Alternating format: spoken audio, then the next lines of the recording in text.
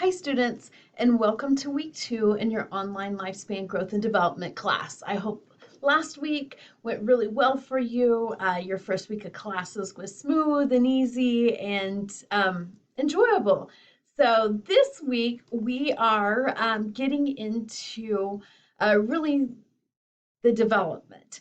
Last week was more of a brush up on some of the topics you might have learned in general psychology, as well as just setting the base for how research is done in lifespan. But this week we're actually starting with conception to birth.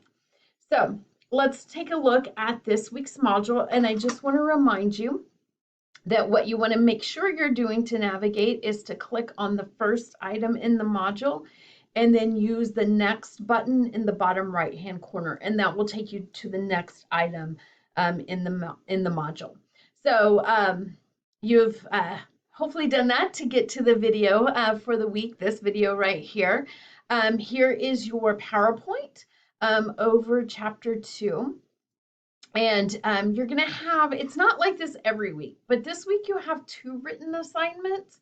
Some weeks it's more heavy on assignments in Connect that are more multiple choice and knowledge checking type of questions. And then some weeks it is more of a written week. And this happens to be a week where you have 2 written assignments. So I'm going to come back to those. Let me just talk about, you have your 1 child interaction video assignment in Connect, and then your chapter 2 quiz. So hopefully you've been able to get your Connect account connected. That's a funny word. So just a reminder of how to do that is to go over here in the blue font and click on the McGraw-Hill Connect, and it will prompt you through the screens. I'm so sorry. It happens at the beginning of the semester where there's technical glitches and things don't work as perfectly as they're supposed to. Thank you for your patience and grace as we've worked through those. I'm filming this video early, so those of you who are ready to hit the ground running with next week. So I'm filming this, so I'm still in week 1. Connect did not work properly in week 1. It should have just been seamless. For whatever reason, how the programming went, because this is a new pilot. We've not used this book or Connect with Lifespan. So you and I both are going to kind of get the hiccups of trying something out new for the first time. I used Connect many years with general psychology, and you probably used it in general psychology as well. But for Lifespan, it's a new thing. So that's why we're running into these hiccups, but we're going to get through them. So our publishing company has put in a work order, and the mastermind computer people are fixing that.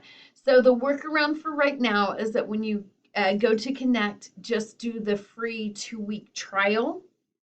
And then I've been reassured, and I will double check on it for you and remind them what they told me. I saved all those emails that whenever the problem is fixed, you'll automatically be put into the access you should have gotten before. So you won't ever have to do anything, or your trial should not run out, because it'll just be the other. So we'll figure it out together. So for now, to set up that Connect, just use the free trial. Okay, and that'll get you your book, your ebook, your Sandtrack book, as well as access to the Connect assignments. So patience, patience, patience, I tell you. Just reach out to me if you need some help with that or you have any questions. So let's take a look at your first written assignment. These don't live in Connect, so you can get started on those right away. You'll have 4 journals throughout the semester. So not one every week. We just happen to have our first one this week. And they're part of your overall lifespan project. So the point of journaling is to reflect, have an opportunity to think about topics that are personal and to yourself. There's much research in the field of psychology on how beneficial journaling can be. So I hope you find this exercise very useful for you. The journals are not like discussions, where discussions can be read by classmates. Your journals are private and confidential and only come to me. So just so you know that. I am looking for roughly around a page typed, double space, regular 12-point font. It can be much longer. But roughly that's where you should be in writing your journals. You won't have any APA citations. You should not need to reference anything because journaling is about you. And so there's no research required for these journals. So really just reflect, free flow, don't get too caught up on formatting or, paragraph style. This is not an English assignment. This is a journaling assignment. So with journal number 1, you have I think there's actually, let's see, 3 different questions here. So who's your personal hero and why? Write about that. Then you'll write about what has been the most difficult period of your life so far and what have you found to be the most difficult. What is one aspect of aging that you look forward to and one aspect of aging that you dread? So answer all those questions. All of that together should be about 1 page typed. So not 1 page per question in journal number 1. Overall, it should be minimum about 1 page typed. Of course, you can write longer. Maybe you have a lot to say about your personal hero or what you worry about with aging, and that's totally, totally fine. But at a minimum, about a page typed, total, double spaced. Okay, I hope that helps explain what I'm looking for here. Again, no APA format, no referencing or citations because this is about you. So there's no research that you should need to do. And then just make sure that that is uploaded. I'm going to go back into modules to look at our next one. I try to keep these videos under 15 minutes, but I have a lot to explain this week. So I'm sorry if I feel like I'm rushing here. Let me point out real quick, here is your how to get into the SAC library and do research because that may help you with this next assignment here. So back to week 2, and you have a discussion question. So last week you did a discussion question where you introduced yourself to the class. This week is based upon content. So in chapter 2, you're going to look at prenatal development and how the environment and heredity and so forth can affect the development of a human being. And so sometimes there are just disturbances. And so that is what this discussion question is about. It looks like there's a lot in here and it may look overwhelming. Just hang with me for a couple minutes as I explain it because it's not as intimidating, hopefully, to you as it may appear here on the screen right now. So I'm just here with this beginning part. I'm just trying to show you why I'm asking this question, how it meets up with your learning objectives for this chapter and for the overall course. And that's what a lot of this purpose is about, okay? If you keep scrolling down, here's the actual assignment itself. And so in chapter 2, specifically on pages 41 through 73, you'll see cause or disturbance. Okay, so we're talking about cause or disturbance with prenatal development. I want you to read about that. I want you to look at that. I want you to think about those causes that you're seeing as you're reading. And I want you to only select one. So it may be tempting to, I hope you find this interesting to look at more, but you really only have to write about one. So step 1, you choose one of those disturbances that you read about in chapter 2. Then I want you to dive deeper. So use the SAC library database, use scientific research articles, as long as they're academic articles, you want to make sure you're getting good, solid information. Read a little bit more about them, okay? And I want you it should be recent research about that disturbance that you have chosen. And then you're going to hit reply in that discussion. And here are the things that you should be writing about. So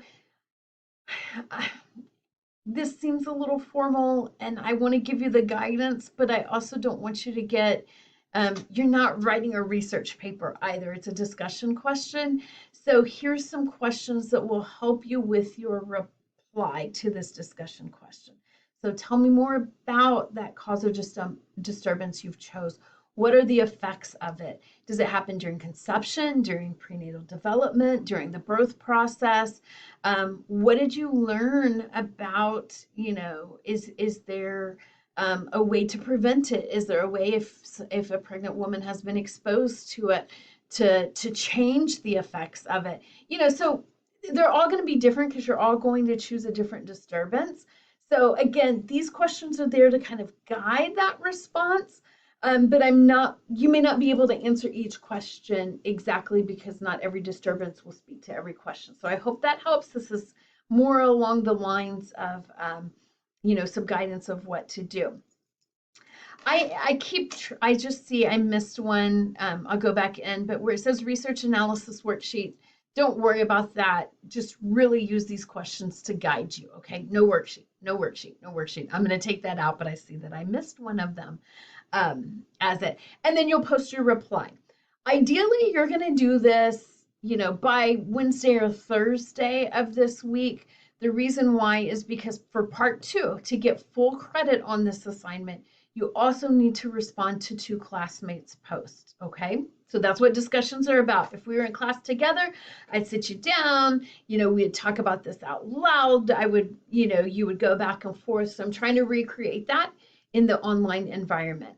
So you will post your initial response, ideally by Wednesday or Thursday. Why? Because the 2 responses are due by Sunday. So if everybody's waiting until Sunday to post their initial response, then nobody's going to be able to respond to anybody until Sunday. And some of you want to be done and enjoy Sunday and watch the Cowboys. I'm sorry, I'm a football fan. So, you get the idea. It just helps to have more options and not everybody's waiting till last minute. Okay, so hopefully that helps you. We're kind of working up to understanding discussion questions. You had that intro, so hopefully you figured out where to post to other students and where to reply to the initial. So the initial post is a response to this.